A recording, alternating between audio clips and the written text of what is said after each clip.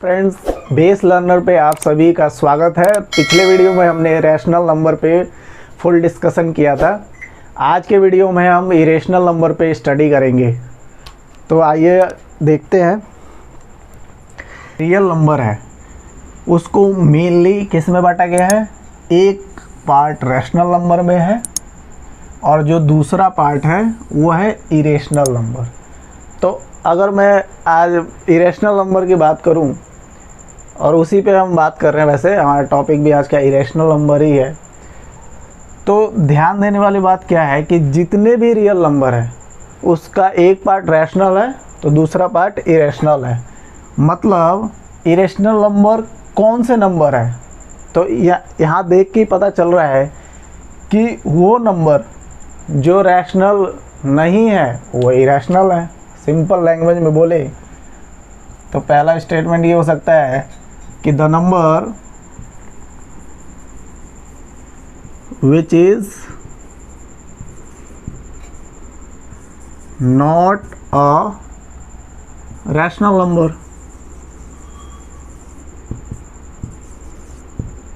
Simple भाषा में तो अब हमने रैशनल नंबर पढ़ रखा है। रैशनल नंबर में क्या पढ़ा था कि वो नंबर जो p बाई क्यू के फॉर्म में लिखा जा सकता है।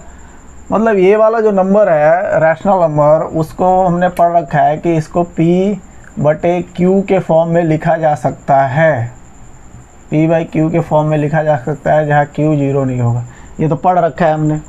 तो जब ये नंबर पढ़ रखा है और ये नंबर वो नंबर है जो ये नहीं है, मतलब इस इरेशनल को हम वैसे नहीं लिख सकते क्योंकि स्टेटमेंट में यही आ रहा है कि p बाई क्यू के फॉर्म में नहीं लिखा जा सकता क्योंकि रैशनल नंबर अलग है और जो रैशनल नहीं है वो इरेशनल है। तो दूसरा टर्म जो है इरेशनल नंबर का, ये मैं इरेशनल नंबर के लिए लिख रहा हूँ, जो भी टर्म लिख रहा हूँ कि द नंबर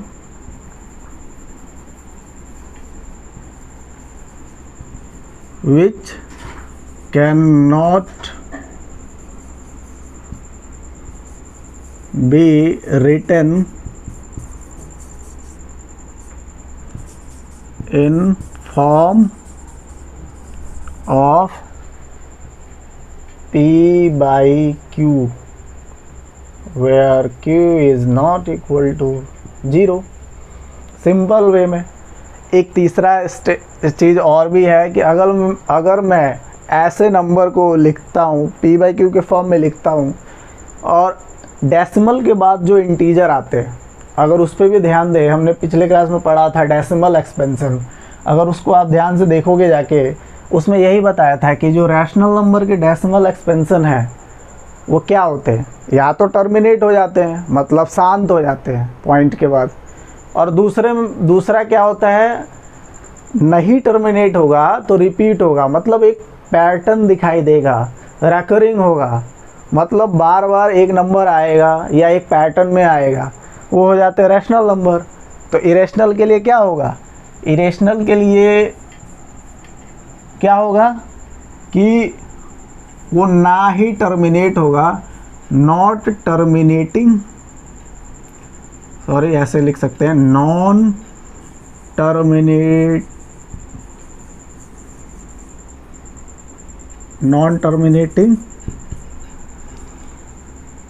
रैशनल में टर्मिनेट हो जा रहा था तो इसमें नॉन टर्मिनेटिंग हो गया।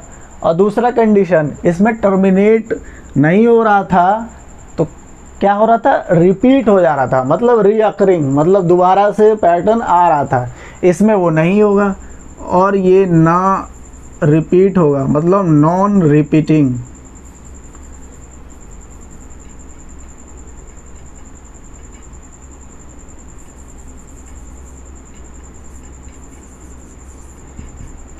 नॉन रिपीटिंग लिख लो या नॉन रिकरिंग लिख लो, बात बराबर ही है,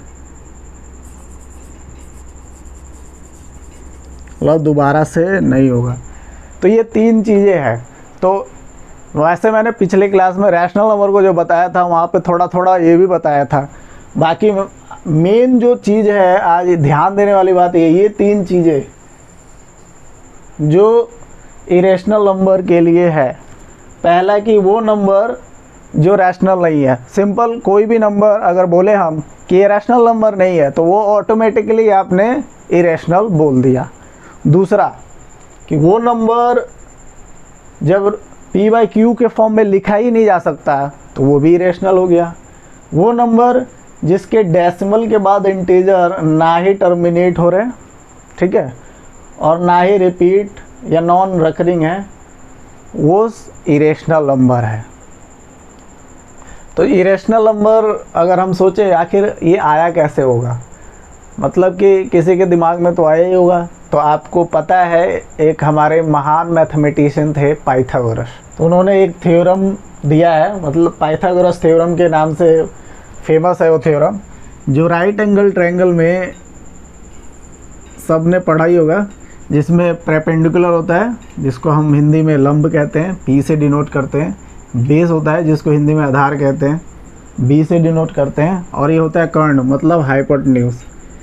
तो हमने पढ़ा है P का स्क्वायर प्लस B का स्क्वायर इक्वल टू हाइपोटेन्यूज का स्क्वायर, ये सब ने पढ़ा ही होगा। तो जो हमारे पाइथागोरस थे उनका एक स्टूडेंट बोल लो या उनको फॉलो करने वाला एक मैथमेटिशियन था हिप्पैसस। वो उसने ज्योमेट्रिकली एक नंबर कैलकुलेट किया।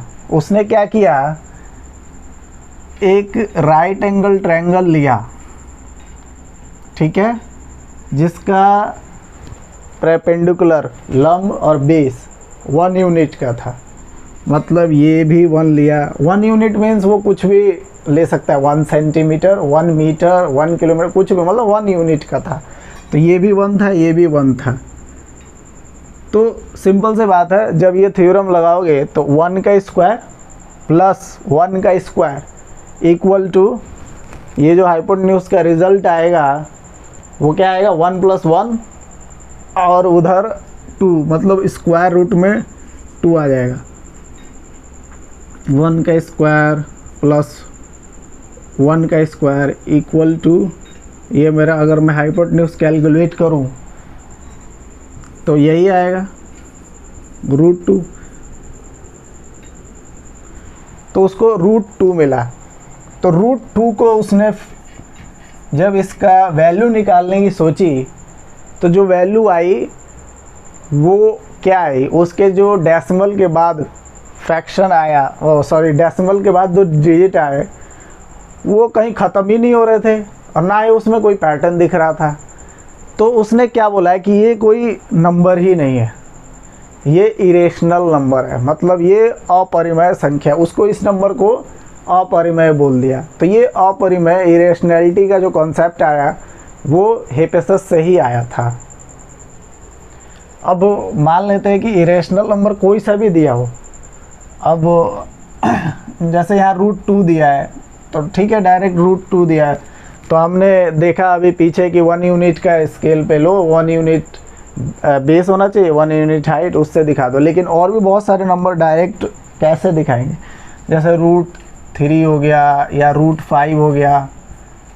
√4 तो खैर 2 आ जाएगा, ये रैशनल हो जाएगा, इसलिए डायरेक्ट मैं वैसे नंबर की बात कर रहा हूँ जो इरेशनल है। √5, √7, इन नंबरों को अगर मेरे को डायरेक्ट दिखाना हो तो कैसे दिखाएं। तो इसका एक है ऑप्शन जिसमें, जैसे मान लो मेरे पास एक नंबर है √x को दिखाना है।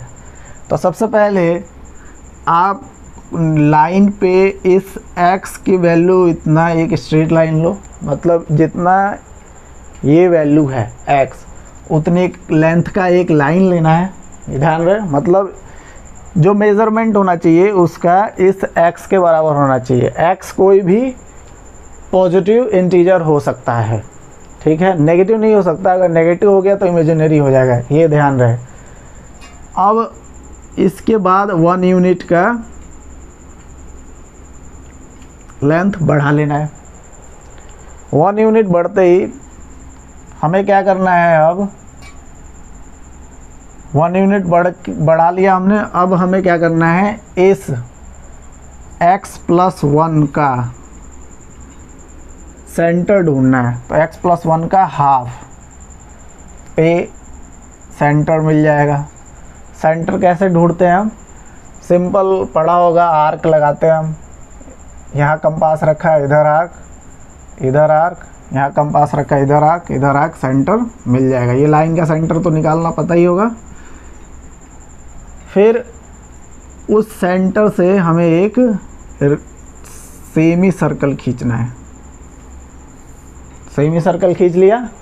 सेमी सर्कल खींचने के बाद हमें जिस पॉइंट पे हमने इस एक्स को ख़त्म किया था वहाँ से एक परपेंडिकुलर डालना है। ठीक है, परपेंडिकुलर डालने पे इस आर्क को कहीं ना कहीं, जो सेमी सर्कल को, ये वाला लाइन कट करेगा। फिर हमें क्या करना है, इस आर्क को एज अ डाया मान के यहाँ पे हमें कंपास का पिन रखना है और ऐसे एक लाइन ड्रॉप कर देना है नंबर लाइन पे।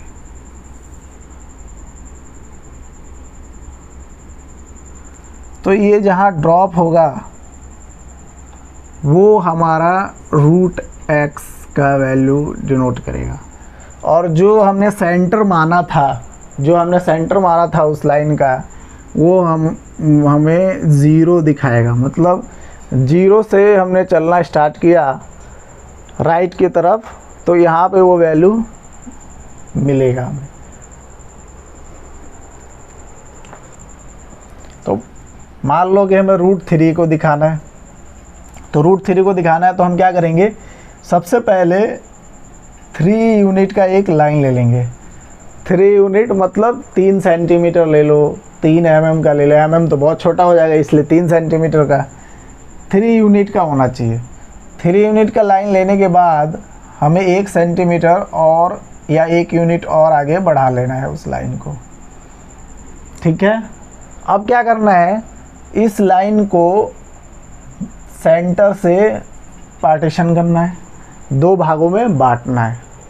2 भागों में बांटने के बाद हमें एक सेंटर मिल जाएगा, जिसको इस सेंटर से रेडियस मान के एक सेमी सर्कल खींच लेना है। और जहाँ पे हमने 1 यूनिट एक्सटेंड किया था 3 के बाद, यहाँ से 1 यूनिट आगे चला गया था और ये मेरा 3 था, वहाँ पे एक परपेंडिकुलर खींच देना है। परपेंडिकुलर जैसे हम खींच लेंगे, फिर यहाँ से एक आर्क लगाना है ऐसे, यहाँ कंपास रख के, और इसको थोड़ा आगे बढ़ा लो आप। कंपास से आर्क लगाओगे, जहाँ पे ये ड्रॉप होगा वो मेरा रूट 3 का वैल्यू देगा।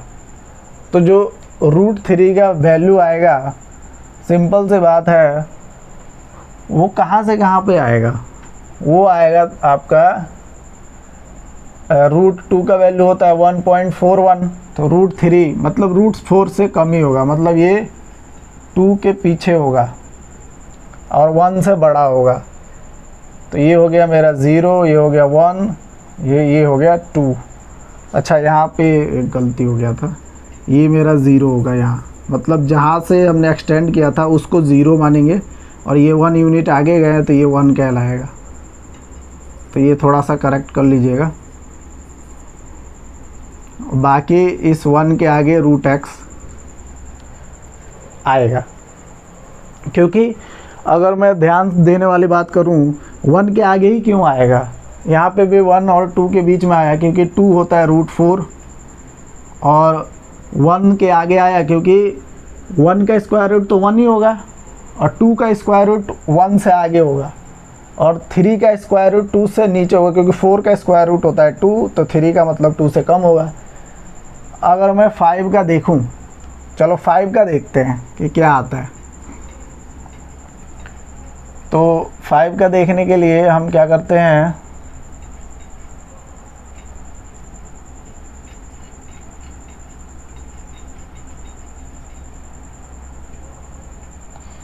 तो बताओ 5 का देखने के लिए क्या करना पड़ेगा।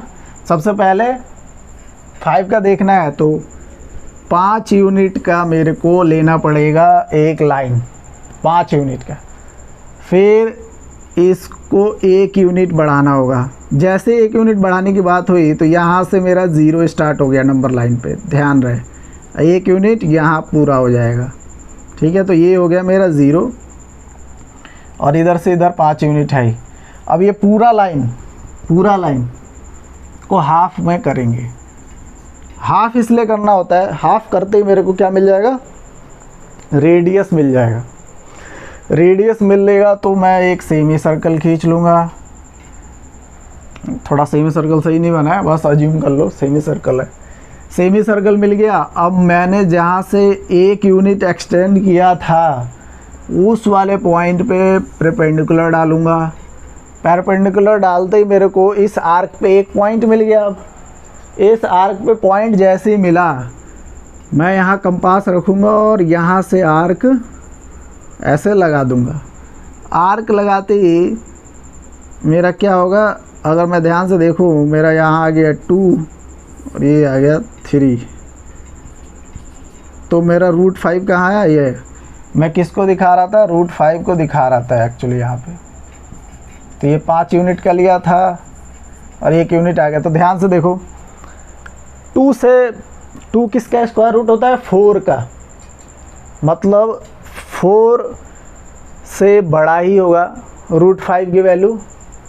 और 3 किसका होता है, रूट 9, तो रूट 9 से छोटा ही होगा। तो 2 और 3 के बीच में ही आएगा रूट 5। तो ध्यान से देखिए, 0 1 2 3, मतलब 2 और 3 के बीच में आया। अब किसी के दिमाग में ये आ रहा होगा कि 0 से पीछे भी जा सकते हैं क्या, नेगेटिव में? तो नेगेटिव में नहीं जा सकते। क्यों नहीं जा सकते? इसका सबसे बड़ा कारण ये है कि कोई भी नंबर स्क्वायर रूट के अंदर पॉजिटिव होगा तभी वो रियल नंबर है। जैसे x अगर पॉजिटिव इंटीजर है तो वो रियल नंबर है। जैसे ही मैंने नेगेटिव सोचा वो हो गया इमेजिनरी। तो ये नेगेटिव हो ही नहीं सकता, इसलिए हम 0 से लेफ़्ट की तरफ नहीं जा सकते, 0 से राइट की तरफ ही जाएंगे। ये बहुत बड़ा अंतर है, ये नॉर्मली ध्यान रखना चाहिए। ये सब छोटी छोटी चीज़ें होती हैं जो गलती करवा देती हैं। तो अब बात करते हैं कि कोई ऐसा नंबर है, मान लो इरेशनल है, उसको प्रूफ कैसे करें कि वो इरेशनल है। जैसे एक नंबर ले लेते हैं रूट 2, जो इनिशियली हम इसी से शुरुआत कर रहे हैं। तो अब रूट 2 इरेशनल नंबर है, प्रूफ करना है, तो कैसे करें? तो सबसे पहले हम इसको मान लेते हैं, कॉन्ट्रेरी मान लेते हैं कि रूट 2 क्या है, रैशनल नंबर है। तो स्टेटमेंट में लिख सकते हैं कि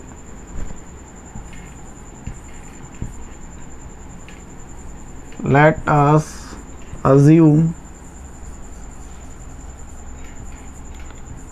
रूट 2 इज रैशनल नंबर। ठीक है, जब मैंने रूट 2 रैशनल नंबर माना तो ये अब रैशनल नंबर की तरह बिहेव करेगा। तो मैं लिख सकता हूँ कि जो रूट 2 है वो p/q के फॉर्म में हो गया। ठीक है, रूट 2 अब किस में हो गया, p/q के फॉर्म में। और जो p और p and q is a coprime number. ये ध्यान देने वाली बात है, को प्राइम नंबर से है जहाँ पे q is not equal to 0। अब ये को प्राइम नंबर क्या होता है? को प्राइम नंबर वो नंबर होते हैं जिनका अगर प्राइम फैक्टर या कॉमन फैक्टर देखें वो सिर्फ 1 होता है और कोई दूसरा नंबर नहीं हो सकता है। जैसे मान लेते 3/2, 4 और 9 देख ले, 7 और 5 देख ले। ये ऐसे नंबर हैं जिनका कॉमन फैक्टर आप निकालोगे वो 1 ही आएगा। अब मान लो कोई बड़ा नंबर भी हो, उसको अगर आप काटते जाओगे लास्ट में आके उनके को प्राइम नंबर ही मिलेंगे। ये ऐसे नंबर होते हैं। तो क्या हमने देखा कि इनका जो कॉमन फैक्टर आएगा कटने के बाद लास्ट में 1 ही आएगा, इसके अलावा कुछ और नहीं आएगा। ये अज्यूम कर लिया क्योंकि ये एक रैशनल नंबर है। अब तो ठीक है, रैशनल नंबर है तो नाउ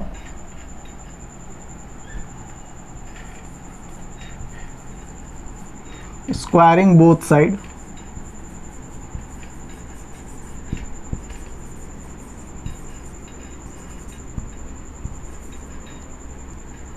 अगर मैं √2 और p/q को दोनों साइड स्क्वायर कर लूँ तो क्या आएगा, इधर आ जाएगा 2, इधर आ जाएगा p का स्क्वायर और इधर आ जाएगा q का स्क्वायर।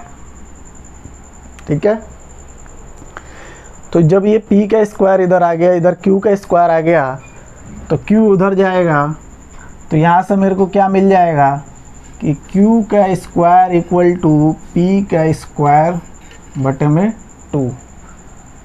तो यहाँ से क्या मिला मेरे को कि जो ये p स्क्वायर है वो 2 से डिविजिबल है, साफ साफ दिख रहा है, मतलब 2 से कट रहा है। तो मैं क्या लिख सकता हूँ, p square is divisible by 2। तो जब p स्क्वायर 2 से डिविजिबल है तो ऑटोमेटिकली p भी डिविजिबल है। अब ध्यान से देखो, मान लो कि 8 है एक नंबर, उसको 2 से डिवाइड करोगे, ठीक है, तो 2 से डिवाइड करोगे, जैसे मान लो 2 को 2 से डिवाइड या किसी ऐसे नंबर से डिवाइड करोगे तो हो जाएगा। उसी तरह अगर मान लो कि 8 का स्क्वायर ले लो तो ये हो जाएगा 64, तो ये भी तो 2 से डिविजिबल है। कहने का मतलब ये नंबर ले लो या इसका स्क्वायर ले लो, वो दोनों डिविजिबल होंगे। तो यहाँ पे मान लो p की जगह 8 होता है तो 2 से डिवाइड है 64, अगर 8 भी है तो भी डिवाइड है, इसलिए ऑटोमेटिकली p भी डिविजिबल है, p इज़ डिविजिबल बाई। तो जब p स्क्वायर 2 से डिविजिबल है तो ऑटोमेटिकली जो p भी है वो भी डिविजिबल है, इसलिए p इज़ डिविजिबल बाई 2। ठीक है, इतना समझ में आ गया। मतलब p 2 से डिविजिबल है और इधर p स्क्वायर भी 2 से डिविजिबल है। तो जो एक हम ऐसे मान सकते हैं कि जो 2 है ना वो एक इंटीजर फॉर्म कर सकता है। जैसे एक इंटीजर, मान लो कि एक इंटीजर है तुम्हारे पास जिसकी वैल्यू है p इक्वल टू 2m, मतलब जब p 2 से डिविजिबल है तो 2 के मल्टीप्लायर, 2 का कोई भी मल्टीप्लायर होगा वो p के ऐसे बोल सकते हैं पहाड़े में आएगा, इसलिए हम लिख सकते हैं p equal to 2 into m for any integer, कोई भी नया इंटीजर, फॉर एनी इंटीजर, कोई भी इंटीजर के लिए। ठीक है, अब यहाँ से देखें, अगर मैं यहाँ से p की वैल्यू उठाऊँ तो क्या आएगा, √2 इंटू q। ठीक है, तो यहाँ पे देखो p की जगह मैं लिख सकता हूँ √2 इंटू q, और यहाँ पे मेरा 2m है ही पहले से। ठीक है, अब यहाँ से मैं √2 को इधर ले जाता हूँ। ठीक है, तो यहाँ आ जाएगा q इक्वल टू 2m बटे में √2। ठीक है, अब यहाँ पे अब ध्यान दें, अब दोनों साइड अगर स्क्वायर करें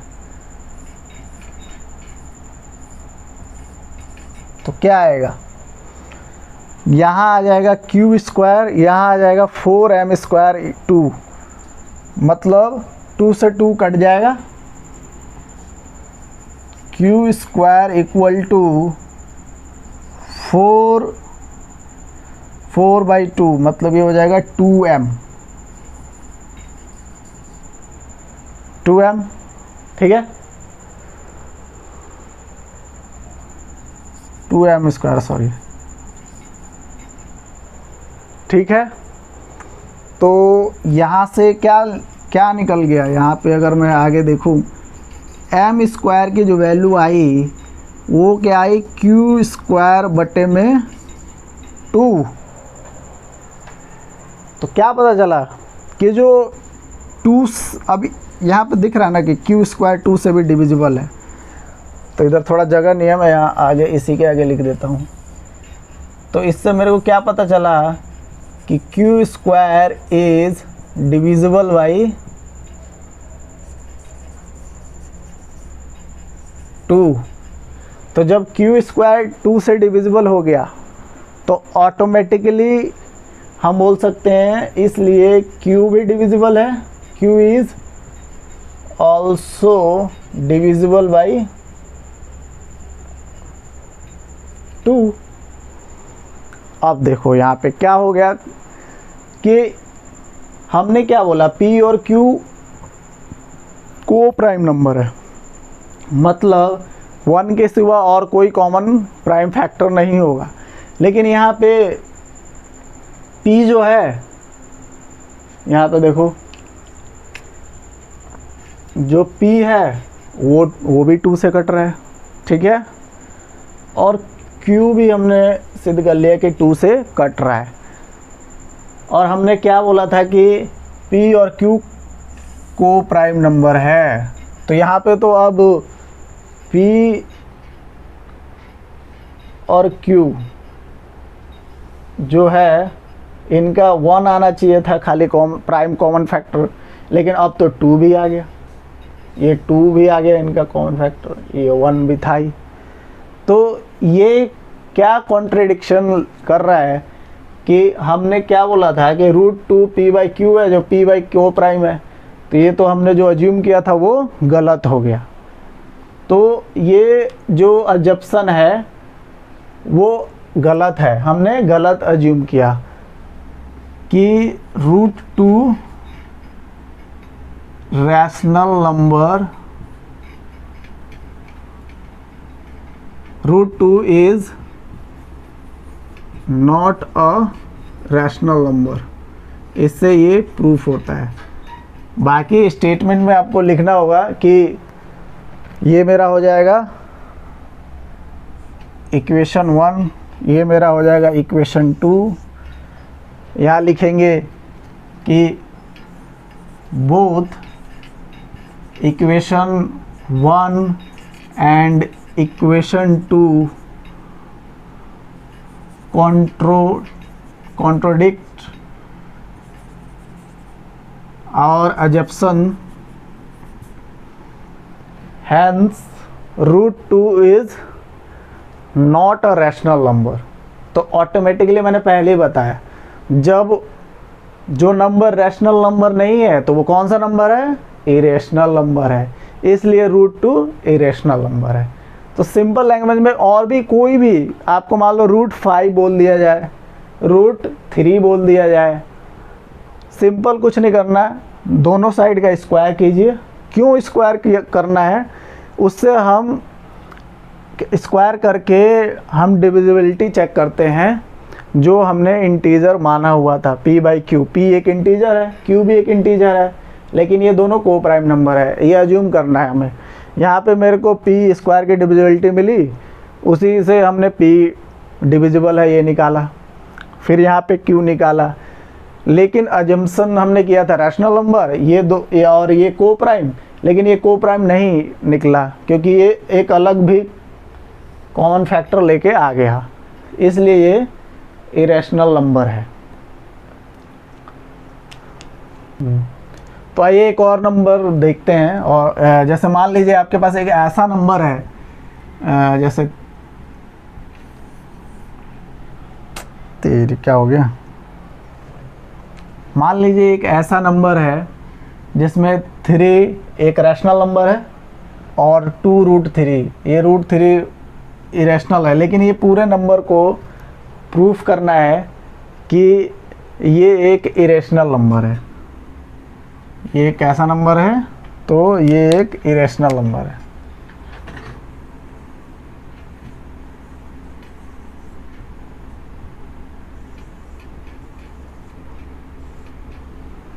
तो कैसे करेंगे? तो सिंपल, पहले वही वाला स्टेप जो हमने पीछे पढ़ा, पहले हम अज्यूम कर लेंगे। अज्यूम क्या करेंगे कि ये वाला जो नंबर गिवन है, जो गिवन नंबर है वो हमारा रैशनल नंबर है। मतलब 3 + 2√3 इज एन रैशनल नंबर। यहाँ लिख लेंगे लेट अस अज्यूम। तो जब अज्यूम कर लिया कि ये एक रैशनल नंबर है तो ऑटोमेटिकली क्या हो गया, 3 + 2√3 is equal to p/q, where p and q is a coprime number, where q is not equal to 0 हो गया। सिंपल, जैसे हमने पीछे पढ़ा। तो जब अज्यूम करते ही हमें पता चल गया कि ये एक को प्राइम नंबर है, मतलब p और q को प्राइम नंबर है। अब आते हैं नेक्स्ट स्टेप पे। नेक्स्ट स्टेप में क्या करेंगे, हम जितने भी इधर के टर्म हैं वो इधर ले जाएंगे। 3 + 2√3 इक्वल टू p/q है, तो 3 इधर आ जाएगा। तो 3 इधर आके क्या हो जाएगा, 2 + √3 इधर बचेगा, इधर आ जाएगा p/q -3। ठीक है, अब -3 इधर आ गया। अब यहाँ पे क्या है, 2 जो है मल्टीप्लाई में, अब ये आ जाएगा इधर डिवाइड में। अब हम क्या करेंगे, या तो डायरेक्ट ले आओ या इसको सॉल्व कर लो। मैं डायरेक्ट लेके आता हूँ, तो इधर आ जाएगा √3 इक्वल टू p/q, इसके होल बटे में आएगा 2। तो एक काम कर लेते, पहले इसको सॉल्व ही कर लेते हैं। अगर मैं मान लो इसको सॉल्व करने जाऊं तो ये आ जाएगा p -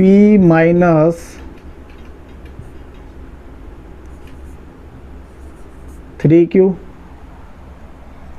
ठीक है, और बटे में आ जाएगा q, और इधर √3 बचेगा। अगर मैं 2 इधर नीचे लाऊं तो वैसे डायरेक्ट भी कर सकते हैं, p यहाँ आ जाएगा 2q हो जाएगा, और यहाँ आ जाएगा 3/2, ऐसे हो सकता है। ऐसे करने की ज़्यादा ज़रूरत भी नहीं है। अब यहाँ पे ध्यान देने वाली बात क्या है, ध्यान देने वाली बात यह है कि √3 हमने पहले करके दिखाया है कि सिंगल स्क्वायर रूट के अंदर ऐसा डिजिट हो जो परफेक्ट स्क्वायर नहीं देता हो, वो इरेशनल नंबर होता है। लेकिन यहाँ पे क्या है, p/q के फॉर्म में मेरे पास एक टर्म मिल रहा है, एक टर्म मिल रहा है, और ये तो रैशनल है ही क्योंकि ये p/q के फॉर्म में है ही। तो ये दोनों तो पक्का रैशनल नंबर है 100%, लेकिन ये इरेशनल है। ठीक है, तो यहाँ पे ये जो इक्वालिटी का साइन है, देखो ध्यान से, इक्वालिटी का साइन जो है वो एक कॉन्ट्रडिक्शन पैदा कर रहा है कि ये इक्वल कैसे हो सकते हैं, क्योंकि ये इरेशनल नंबर है।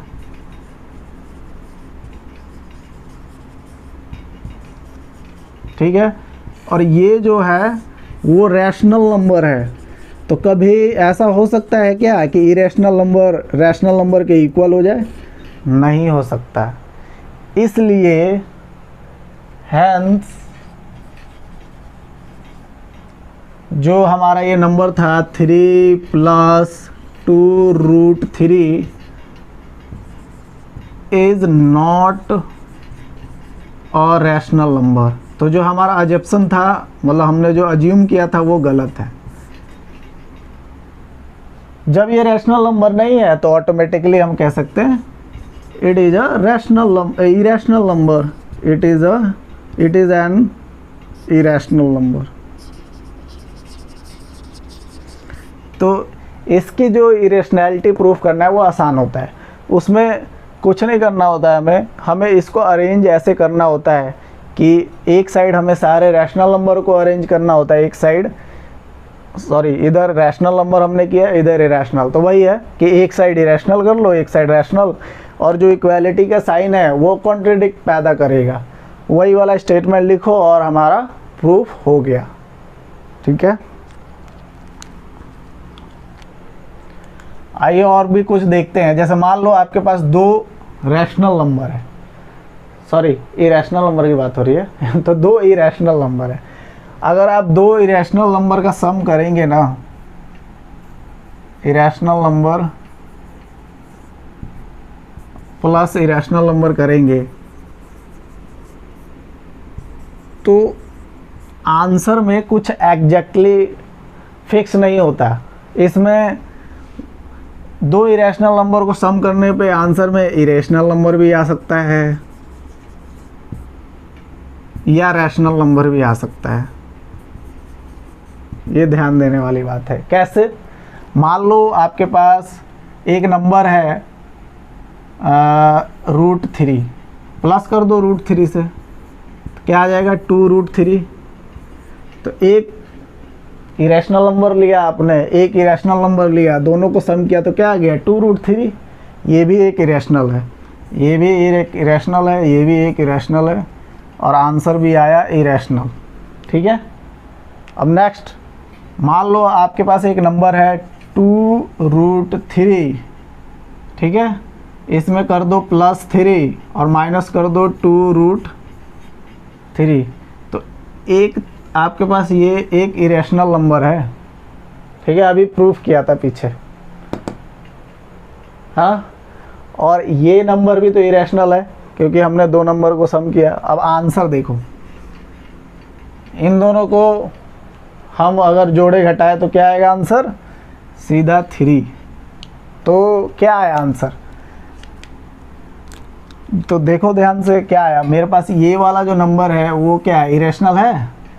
ये वाला नंबर भी इरेशनल है, लेकिन आंसर जो आया वो आया रैशनल। ठीक है, 3 तो नॉर्मली रैशनल है ना, 3/1 कर सकते हैं, ये p/q के फॉर्म में हो गया, ये रैशनल है। तो ये ध्यान देने वाली बात है, इसलिए कभी भी सम करें दो रैशनल नंबर का तो ध्यान रखें। अब नेक्स्ट मल्टीप्लिकेशन देख लेते हैं, यही देख लेते हैं। मान लो आप सम की जगह मैं क्या करता हूँ, मल्टीप्लाई। तो मल्टीप्लिकेशन मतलब गुणा करने पे भी यही चीज़ें, उस मल्टीप्लिकेशन पे भी आंसर कोई एग्जैक्ट फिक्स नहीं होता, उसमें भी रैशनल या इरेशनल दोनों ही हो सकता है। तो इसका अगर एग्जाम्पल देखें, अब देखो मान लो तुम्हारे पास √3 है चाहे √2 है, तो आंसर क्या आ जाएगा? √6। ये दोनों कैसे नंबर है? दोनों इरेशनल नंबर है, तो आंसर आया इरेशनल। ये भी इरेशनल है, ये भी इरेशनल है, आंसर आ गया इरेशनल। अब मान लो तुम्हारे पास एक ऐसा नंबर है √2 इंटू √2 कर दो, आंसर आ जाएगा √4 जो कि 2 के बराबर है। देख ये इरेशनल है और आंसर रैशनल है। तो इसीलिए मल्टीप्लाई हो या सम हो, मल्टीप्लाई करो या सम करो दो इरेशनल नंबर्स का, तो कुछ भी आ सकता है, इरेशनल भी आ सकता है, रैशनल भी आ सकता है। तो ये थोड़ा सा सम और प्रोडक्ट करते समय ध्यान रखना चाहिए। तो आज हमने जो भी देखा इरेशनल नंबर में वो बहुत ही महत्वपूर्ण था। अगर क्लास 10th में हो आप और आपने अगर अपना नंबर सिस्टम स्टार्ट किया है तो ये आपके लिए क्लास बहुत ही महत्वपूर्ण था। बाकी आप पिछले क्लासेस में जाके देख सकते हैं रैशनल नंबर के बारे में, जहाँ नंबर सिस्टम के बारे में हमने अच्छे से बताया हुआ है। और अगर ये वीडियो थोड़ा भी हेल्पफुल लगा हो तो आप अपने फ्रेंड सर्कल में इसको शेयर कीजिए, ताकि इस वीडियो के माध्यम से और भी लोगों को हेल्प मिल सके। Thank you.